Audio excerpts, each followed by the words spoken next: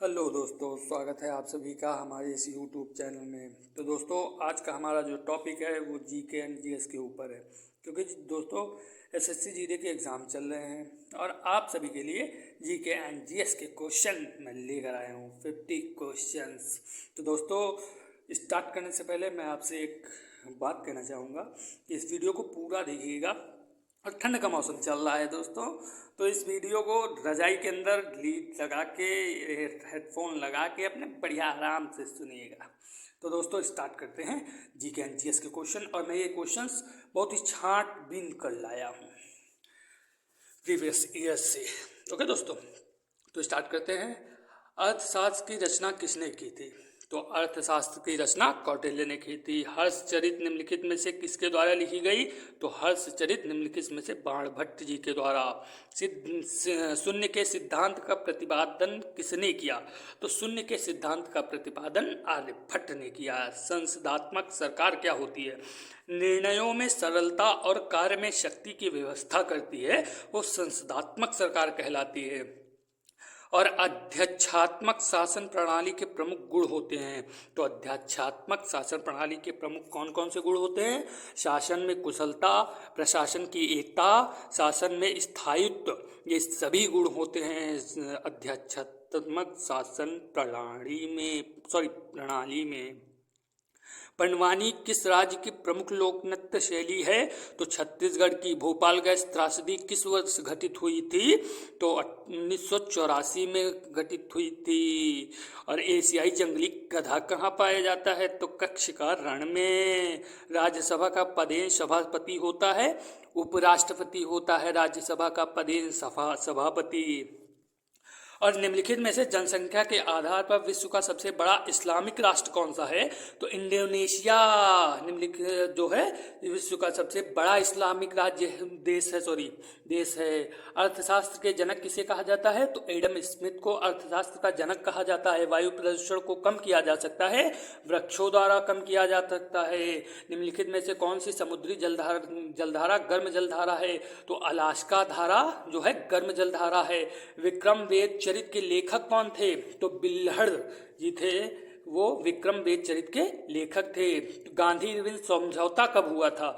तो 1931 में गांधी इरविन समझौता हुआ था। राजनीतिक प्रभुसत्ता की संकल्पना का समर्थन किसने किया था? तो रूसो ने किया था। राज्यसभा के लिए नामित की गई प्रथम महिला अभिनेत्री कौन थी? तो नरगिस दत्त थी। शिक्षा का विषय संविधान की किस सूची में है?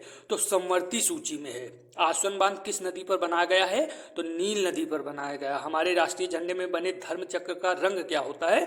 तो नीला होता है। जनगणना 2011 के अनुसार भारत में साक्षरता दर कितनी थी? तो 74.04% थी। निम्नलिखित में से किसने नीति आयोग के NITI के नए उपाध्यक्ष के रूप में 1 मई 2022 को पदभार संभाला? तो सुमन बेरी जी ने संभाला था, ये बात याद रखना। The little book of Joy के लेखक कौन है? तो the little book of Joy के लेखक दलाई लामा और डेसमांड टूटू थे, ये दोनों लोग थे। ठीक है, तो अबुल फजल द्वारा अकबरनामा पूरा किया गया कितने वर्षों में पूरा किया गया? तो 7 वर्षों में अबुल फजल द्वारा अकबरनामा पूरा किया गया था। ठीक है दोस्तों, संसदीय सरकार का मंत्रिमंडल किसके प्रति उत्तरदायी होता है? तो व्यवस्थापिका के प्रति उत्तरदायी होता है। ब्रिटिश पत्रकार SW नेविसन जुड़े थे, तो किससे जुड़े थे? स्वदेशी आंदोलन से। कांग्रेस के मन से भारतीय राष्ट्रीय कांग्रेस के किस अधिवेशन में प्रथम बार स्वराज शब्द व्यक्त किया गया था? बनारस अधिवेशन 1905 में। काकोरी केस के अभियुक्तों के बचाव हेतु किसकी अध्यक्षता में एक सीमित गठन हुआ था? चंद्रभानु गुप्ता की। ठीक है, the man who divided India पुस्तक के लेखक कौन थे? तो रफीक जकरिया इसके लेखक थे। संसदीय सरकार में राज्याध्यक्ष होता है तो निर्वाचित होता है। ठीक है, निर्वाचन आयुक्त हटाया जा सकता है किसके द्वारा? मुख्य निर्वाचन आयुक्त के परामर्श पर राष्ट्रपति द्वारा हटाया जा सकता है। सर्वोच्च न्यायालय का न्यायाधीश अपना पद त्याग सकता है पत्र लिखकर। किसे पत्र लिखकर? राष्ट्रपति को पत्र लिखकर। और संसद की लोक लेखा समिति के अध्यक्ष को कौन मनोनीत करता है?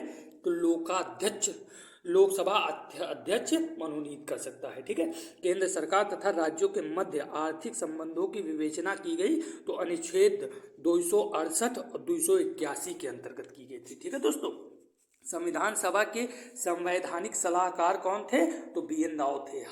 हरित सूचकांक विकसित किया गया तो विश्व बैंक द्वारा। ट्राइसोम एक कार्यक्रम है तो ग्रामीण विकास का।